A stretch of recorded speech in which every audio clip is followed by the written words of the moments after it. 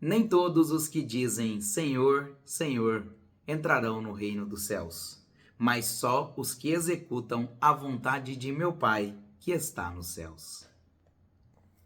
Meus irmãos, minhas irmãs, que alegria imensa é poder estar aqui com vocês hoje. Que alegria sonda meu coração, resplandece sobre a minha alma de poder estudarmos juntos o Evangelho segundo o Espiritismo, de podermos reviver nos nossos corações os ensinamentos do Mestre Jesus. Que alegria é estar com vocês nesse momento para que juntos possamos interpretar a passagem do Mestre, para que juntos possamos ajudarmos uns aos outros a nos tornarmos pessoas melhores, a nos tornarmos homens e mulheres de bem. Que alegria é compartilhar com vocês essa existência terrena. Muito obrigado por me permitirem, na minha pequenez, estar aqui com vocês, por me permitirem do tempo de vocês, para estarmos aqui e estudarmos juntos. Nessa missão de comunicação espírita, de levar o Evangelho de Jesus a mais e mais corações, de espalhar sobre todo esse nosso planeta essas luzes e essas vibrações. Mais uma vez, gratidão por me permitirem estar aqui com vocês essa noite. Estudaremos, foi escolhido um capítulo do Evangelho segundo o Espiritismo de número 18, muitos os chamados, poucos os escolhidos. Sobretudo, me pediram para falar sobre por suas obras se reconhece o cristão, ou conhecereis o cristão, por suas obras, dependendo da tradução. Essa leitura, ditada pelo Espírito Simeão, embordou lá em 1863, se eu não me engano é isso mesmo, 1863, tão atual para os dias de hoje. É muito importante de lermos, faz parte desse capítulo.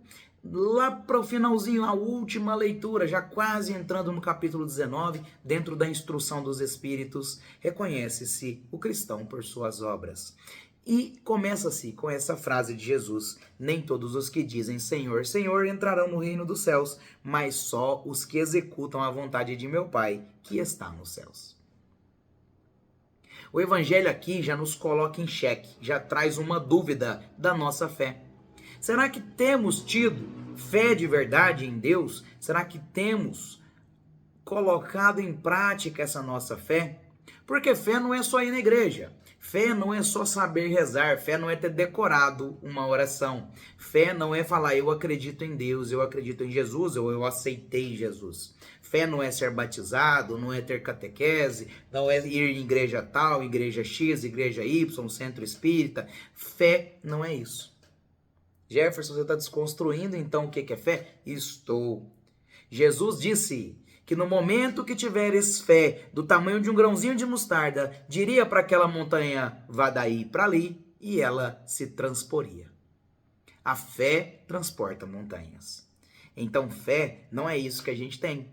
Porque saber fazer uma oração, saber fazer o Pai Nosso, uma Ave Maria, ter feito catequese, ou ir na igreja X, na igreja Y, na religião tal, no centro tal, isso a gente já fez. E até hoje não sabemos transportar as montanhas. Ainda não sabemos como falar para a montanha ir dali para cá. Fé de verdade, a fé tal qual Jesus nos pediu para termos, fé não é acreditar. Fé é ter certeza. Fé é fechar os olhos e ir assim mesmo. Fé em Deus é saber que independente do que me aconteça, eu entendo que Deus me proporcionou aquilo porque eu era merecedor. Sejam as coisas boas ou sejam as coisas ruins. E aqui nesse texto, Simeão vem trazer a fé, a fé em Cristo, a fé em Deus, o cristianismo, porque ele vai falar dos cristãos, e cristãos é aqueles que acreditam em Jesus Cristo, no Messias, e o Jesus como Salvador, como uma árvore. Ele vai descrever essa fé como uma árvore, dizendo assim: será que uma árvore boa poderia dar maus frutos? E será que uma árvore ruim poderia dar bons frutos? Porque as árvores ruins são cortadas e lançadas ao fogo. Quem estiver me assistindo que já plantou uma horta, ou é agricultor, ou já viu uma lavoura, como acontece, Toda planta ruim, sobretudo aquelas plantas daninhas, as plantas pragas que dão no meio da plantação e atrapalham o crescimento das plantas boas, elas são arrancadas. Porque não pode deixar que elas cresçam, porque elas se proliferariam e acabariam com as plantas boas. Então as plantas ruins são cortadas, lançadas ao fogo ou no lixo. Então, quando criamos para nós, segundo o que Simeão quer dizer, maus reflexos, coisas ruins, estamos de fato trabalhando para o nada. Porque essa árvore ruim vai ser cortada. Então, para o outro, isso nada vai fazer. Então, quando eu faço algo ruim, ou quando eu desejo algo ruim, para o outro nada vai fazer, mas para mim isso é um problema, porque eu estou acumulando em meu coração, estou trazendo para dentro de mim, da minha vida, do meu dia a dia, coisas ruins, maus frutos. E ninguém quer ter maus frutos, ninguém quer colher maus frutos. Qual de nós vai na frutaria, vai no supermercado e compra as verduras que estão podres? Nenhum de nós fazemos isso. Qual de nós que vai, por exemplo, comprar uma roupa na loja e quer comprar a roupa que está furada, que está rasgada? Ninguém quer. Talvez é necessário, depende da nossa condição financeira. A gente até vai comprar uma roupa mais surrada num bazar, mas ninguém quer. Ninguém quer. Porque se a gente tem condição de trabalhar e ganhar mais um pouco e um pouquinho mais, a gente vai querer a roupa mais bonita, mais vistosa. E na fruta a gente quer aquela que é boa, porque eu sei que se eu comer a que está estragada, eu vou passar mal. Meu estômago vai se revirar e eu vou pôr aquilo para fora. Porque os frutos ruins, quando adentram o nosso organismo quer se proteger, quer se manter vivo. E nosso próprio estômago, junto com o cérebro, fala assim, opa, comi alguma coisa errada, vamos colocar isso para fora urgente, que vai fazer mal para o organismo. Se na nossa cabeça já temos essa ideia, por que é que nós acumulamos coisas ruins espirituais? Se as materiais a gente já sabe que a gente não pode consumir. Árvores ruins dão maus frutos, árvores boas dão bons frutos. E qual árvore que toma mais pedrada? A árvore que está dando bons frutos, porque nós queremos consumir daqueles frutos. Então, meus queridos espíritas, agora eu falo exclusivamente, que até então eu estou falando para todo mundo, agora eu falo exclusivamente pro espírita e mais um pouquinho pro cristão. Por que é tão difícil ser espírita? Porque para ser espírita tem que estudar. Para ser espírita tem que entender, tem que ler, tem que colocar em prática, tem que ser uma pessoa boa, tem que melhorar. É por isso que é difícil ser espírita. Por que é difícil ser cristão? Porque o cristão verdadeiro abandona a vida pelo Cristo. Quem foram os primeiros cristãos? Porque Jesus Cristo não fundou religião. Jesus Cristo não fundou religião. Esquece essa ideia de que Jesus Cristo tinha uma religião. De que tem uma religião que é de Jesus e a outra não é. Que é de Deus e a outra não é. Jesus não tinha religião. Aliás, Jesus não criou uma religião. Jesus tinha uma religião. Ele nasceu num berço judeu. Então, se eu for falar qual religião que era de Jesus, é a que ele foi nascido, que ele foi batizado, que é a religião judaica. Mas Jesus não pregava uma religião. Jesus pregava bons costumes e boas práticas. Se você pegar a Bíblia de capa a capa, a Bíblia é um contrato social de boa convivência, contando histórias no Velho Testamento do povo hebreu, muitas floreadas e quando foram contadas de um para o outro acabaram ficando fantasiosas, contando histórias talvez ruins, outras histórias boas, mas é um livro que conta a história do povo hebreu, e o Novo Testamento contando a vida do Cristo, e também algumas passagens a respeito de progressão de mundo, fim de mundo e por aí vai, que acabam ficando um pouco mal entendidas nas traduções, né, e também no entendimento daqueles que a escreveram. Mas a gente não está aqui para falar dessas passagens, estamos aqui para falar das obras que temos que ter. Mas a gente pegar a Bíblia de capa a capa e tirar só as coisas boas, esquecer aqueles pedaços ruins que tem ali, que tem algumas coisas, por exemplo, Caim matando Abel e Abraão tendo que sacrificar seu próprio filho, porque Deus queria testar e depois não precisa sacrificar o animal, por aí vai. Se eu for pegar só as passagens boas que ensinam a boa convivência à sociedade, eu vou perceber que a Bíblia é um códice, é um livro de leis. Porque a Torá também é um livro de leis que Moisés deixou. Né? Além dos 10 mandamentos, o códice judaico, aramaico, mosaico, ele traz leis dos profetas, de Maomé, de Moisés e por aí vai. Todas as religiões, elas seguem leis que os seus evangelizadores, os seus construtores, os seus codificadores codificaram em códigos, em leis. Então, se eu for pegar toda a lei mosaica, por exemplo, tem milhões. Milhões não estou abusando, mas tem centenas de leis. Por quê? Porque na lei mosaica precisava-se cunhar algumas coisas em nome de Deus, que Moisés fez, para a conservação do povo.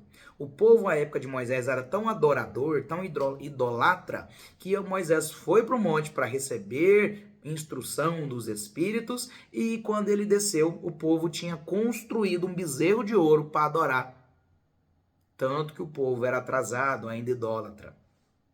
Então, para aquele povo, Moisés precisou criar outras tantas regras de convivência. Por exemplo, a regra de não comer a carne de porco. Porque o porco da época era um animal que até hoje não é um animal ruminante, mas na época ele não vivia no chiqueiro, ele vivia no mundo, comendo inclusive restos de gente, de bichos mortos e inclusive comendo fezes humanas e por aí vai. Então isso acaba sendo muito prejudicial, né, para a alimentação daquele bichinho. Porque pensa comigo, se ele está comendo coisas ruins, dentro dele vai ter coisas ruins e ele pode vir a trazer coisas ruins pra gente. Então, quem comesse, por exemplo, de um porco contaminado poderia morrer, até hoje. Quem come a carne contaminada pode morrer, mas hoje a gente tem os processos de cocção, né, de cozinhar os alimentos muito mais evoluídos do que o da época. Então, essa lei já ficou um pouquinho mais esquecida por todos nós. O que deveria ser escrito na lei de Moisés é: não vamos comer nenhum animal. Porque comer animal é ruim, porque a gente tem que matar e por aí vai. Mas ainda somos muito atrasados. Se naquela época deixássemos de comer animal, nem comida a gente tinha, porque era pão e carne. Não tinha o cultivo do trigo, como a gente tem hoje, em grande, larga escala, para ter comida para todo mundo. Então era pão e água. Pão e carne. Era isso que tinha para comer. Então era preciso que Moisés fizesse algumas leis ali específicas, que saíam dos 10 mandamentos da lei divina. Mas se eu seguir o códice da boa convivência para aquela sociedade, eu estaria bem.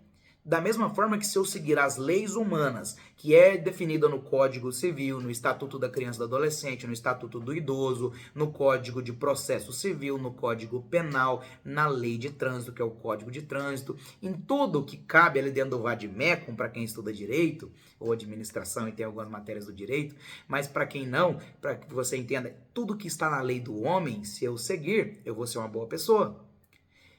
Não interessa, por exemplo, para a lei do homem, se dentro da minha casa eu sou arrogante, eu sou bruto, eu sou uma pessoa que não me importo com os meus filhos ou com a minha esposa. Porque se eu sigo a lei, se eu faço a lei cumprir, eu sou uma pessoa boa. Para a lei divina não é bem assim.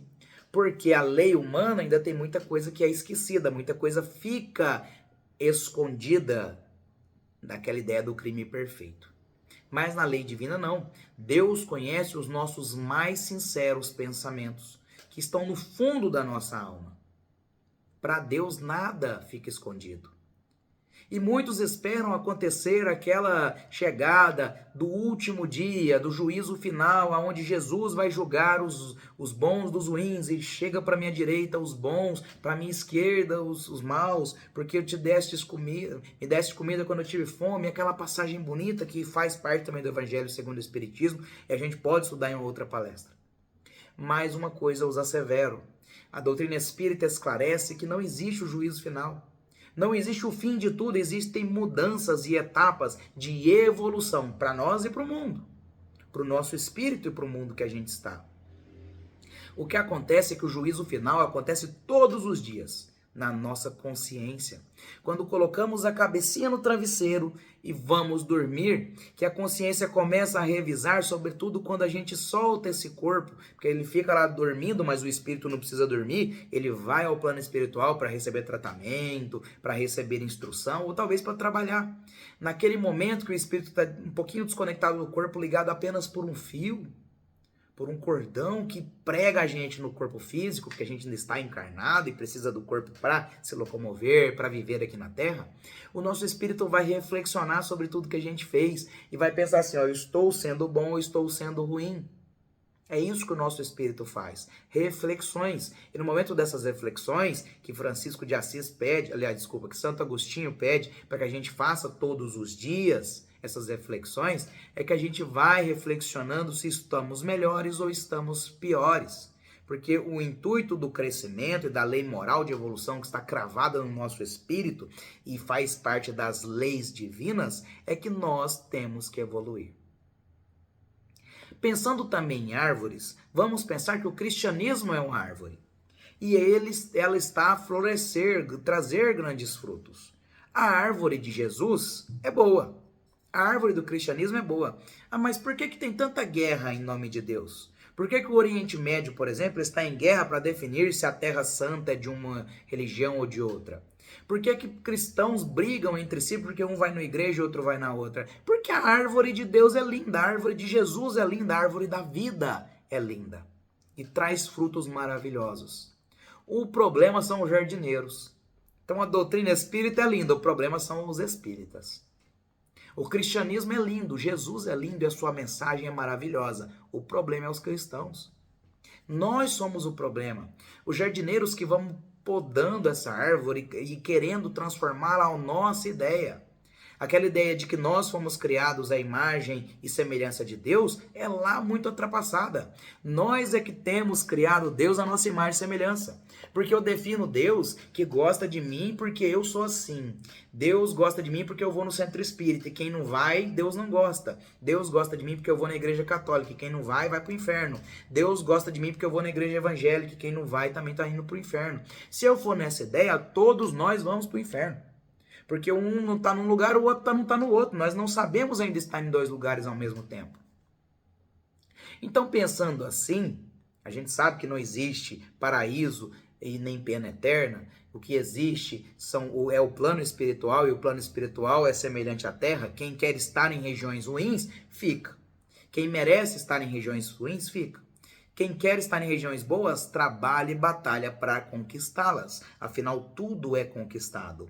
A árvore da vida é sempre boa, E ela traz muitos bons frutos. Nós, jardineiros, é que vamos colocando ela ruim, para que quando alguém chegue, encontre uma árvore ruim. Então, muitas pessoas não acreditam em Deus, não porque Deus é ruim, mas porque devido às nossas escolhas em querer ir pelo caminho errado, e aí vai acontecendo a causa e efeito, que é outra lei divina, nós vamos maldizendo a Deus, porque vamos cortando e lapidando a árvore da vida da forma que a gente quer, e depois vamos querer esperar bons frutos dela. Como que uma árvore que a gente cortou todos os galhos vai dar frutos? A árvore de Deus, a árvore da vida de Jesus, ela nunca deixa de dar bons frutos. O detalhe é que nós fomos cortando os galhos que a gente alcançava.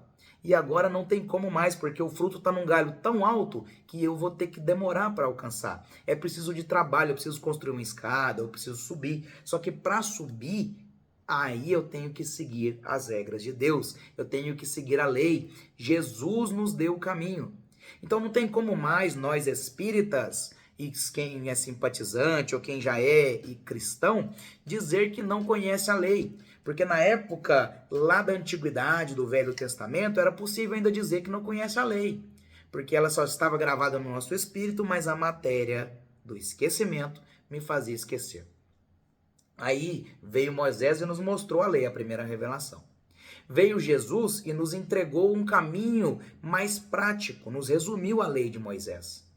E ainda assim não entendemos, crucificamos o maior amor que andou sobre esse mundo. E aí veio o Espiritismo e nos destrinchou, nos explicou tintim por tintim da lei. Se ainda assim não queremos seguir, é porque somos perversos, é porque somos egoístas conosco e não queremos evoluir. É preciso seguir a lei, de fato, como Jesus entendia. Já eu falo como Jesus entendia. O problema é que nós ainda esperamos o muito no pouco, fazendo o mínimo possível, esperando o máximo de Deus. Então, eu levei um prato de sopa para uma pessoa que tinha fome, agora Deus vai me dar só bonança. Não é assim que funciona. Porque além de fazer coisas boas, eu ainda tenho que resgatar os meus erros do passado. Porque chegamos aqui nessa vida espíritos milenares. Nós somos espíritos imortais. E carregamos conosco uma mochila. Cada coisa boa que a gente faz, eu tiro uma pedra, aliás, cada coisa ruim que eu faço, eu coloco uma pedra naquela mochila. Eu estou carregando aquela pedra, foi uma coisa ruim que eu fiz. Cada coisa boa que eu faço, eu tiro uma pedra dessa mochila. O problema é que chegamos nessa encarnação com a mochila tão pesada que as alças já cortam os ombros. As nossas alças estão tão pesadas que os ombros já estão se cortando. E aí Deus fala pra gente, olha meu filho, faz uma coisinha boa que eu te deixo tirar 2 pedras, pelo amor de mim mesmo, que Deus fala, né? Pelo amor de mim mesmo. Faz uma coisinha boa, pequenininha, que eu te deixo tirar 2 pedras, porque tá difícil de você carregar. E ele não dá fardos mais pesados que os nossos ombros consigam. Mas a gente é tão teimoso que a gente quer acumular mais e mais problemas, porque a gente quer continuar no vício, quer continuar no problema, quer continuar egoísta. E não é assim que Deus quer que a gente fique. Pensa num pai ou numa mãe. O pai ou a mãe se preocupa com os seus filhos, quer dar boa vida a seus filhos. Porque pai e mãe, gente, eu estou falando do pai e mãe. Não é quem fez, é quem está criando aquela criança com carinho e amor. Ah, porque Jefferson, eu não tive pai, então quer dizer que eu não tenho essa referência. Tem sim, tem alguém na sua vida que te serviu de pai, que te serviu de mãe. Seja biológico, seja de criação, seja do que for. Seja a própria vida. A vida também tem horas que ensina muito e ela serve de mãe. E eles se preocupam com os seus filhos. E mesmo se preocupando com seus filhos, eles reconhecem que os seus filhos são muito ainda amadores ou precisam ainda muito aprender. Uma mãe não critica o filho na primeira palavra porque ele não sabe todas as regras do português. Ah, meu filho, essa palavra que você acabou de falar aí, ó, tá no pretérito do presente, do passado, que não sei o quê. O professor de português agora tá me crucificando, sobretudo porque eu estudei aí, né? Então, estão me crucificando. Mas nós pais, os pais não crucificam os filhos porque lá na primeira infância, ainda não alfabetizados, eles não aprenderam as regras da escrita. Eles não aprenderam as regras da gramática. Pelo contrário, eles fazem festa pelas primeiras palavras, as primeiras frases. É assim que Deus nos quer. É assim que Deus nos cria. Ele não quer de nós que sejamos espíritos puros desde o início. Fomos criados simples e ignorantes para a evolução. E a cada degrau que a gente conquista, Deus faz festa. Mas a cada degrau que a gente tropeça, Deus chora. Dói em Deus.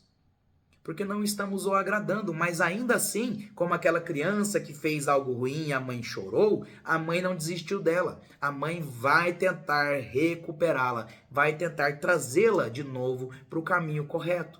É assim que Deus faz conosco. E a gente muitas vezes não percebe, não entende, não está tão acordado o suficiente para a realidade para entender que Deus está nos recuperando a cada dia.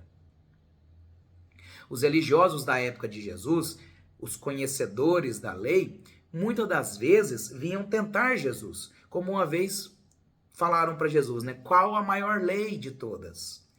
Querendo ver se Jesus contradizeria Moisés ou os profetas ou a lei judaica, porque se ele contradizesse o judaísmo, ele poderia ser, por exemplo, preso, porque a lei divina se confundia à lei social. E Jesus diz que amar a Deus sobre todas as coisas e ao teu próximo como a ti mesmo, compreenderia todos os 10 mandamentos, assim como todos os profetas. Tudo estava inserido ali. Olha o quanto Jesus é sábio e amoroso, que ele pegou tudo que era difícil para a gente entender e colocou em 2 frases. Amar a Deus sobre todas as coisas e ao teu próximo como a ti mesmo. Fica fácil de decorar. Jesus transformou a palavra amor, transformou a lei de Deus na palavra amor, transformou a palavra amor em todas as leis. Então, para amar a Deus, eu preciso amar Ele sobre tudo. Só que é preciso que eu me ame para eu amar meu próximo. E para amar a mim mesmo, eu também preciso amar meu próximo. Então, ele coloca tudo no mesmo patamar, tudo no mesmo balde. E assim fica fácil para a gente entender, fica fácil para desvendar todas as leis. O detalhe é que os religiosos da época se diziam conhecedores da lei, mas não a colocavam em prática. Não colocavam em prática, não cumpriam a lei na essência. Por isso que quando eles vão tentar a Jesus, dizendo: Senhor, como eu faço para conquistar a vida eterna? E Jesus diz: conheces a verdade, que a verdade vos libertará. Ele está dizendo que não basta que eu conheça a verdade. É preciso que eu esteja liberto, porque a verdade me liberta. Mas se eu não coloco em prática, não dá. Como que as crianças aprendem? Como que a criança aprende a falar? Não é vendo outras pessoas, não é enxergando ali e ouvindo aquelas pessoas falarem, que ela vê que gesticulando a boca é possível falar, e ouvindo essas palavras eu me comunico, e assim ela aprende pelo exemplo. Jesus é o maior exemplo. Por que Jesus é o mestre? Você já se perguntou por que Jesus é o mestre? Jesus é o mestre porque ele é filho de Deus? Todos nós somos. Jesus é o mestre porque ele aprendeu muita coisa? Nós também temos aprendido. Por que Jesus é o mestre? Porque ele nos ensina pelo exemplo. Jesus ensinou para nós tudo que a gente precisa saber. Nós só não codificamos ainda. Porque Jesus me ensinou como eu me portar dentro da igreja, como eu me portar dentro da minha casa, como eu me portar na sociedade.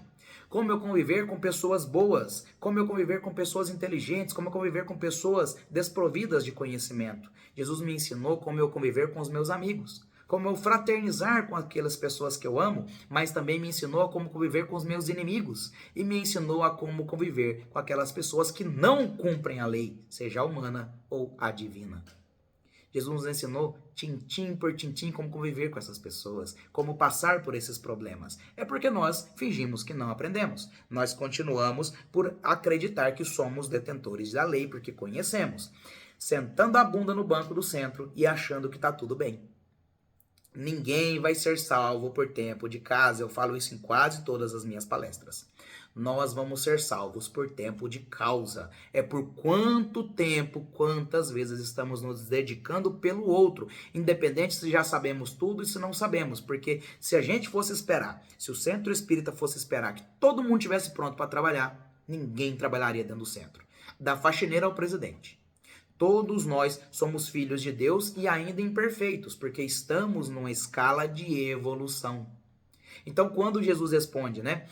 Conheceis a verdade vos libertará, e cumpra a lei, porque ele responde para aquela pessoa, né? O que eu faço para obter a vida eterna? Ele responde com uma pergunta: o que está na lei?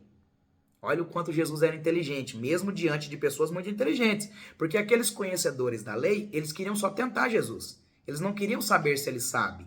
Eles não queriam aprender. Eles queriam tentar, testar Jesus.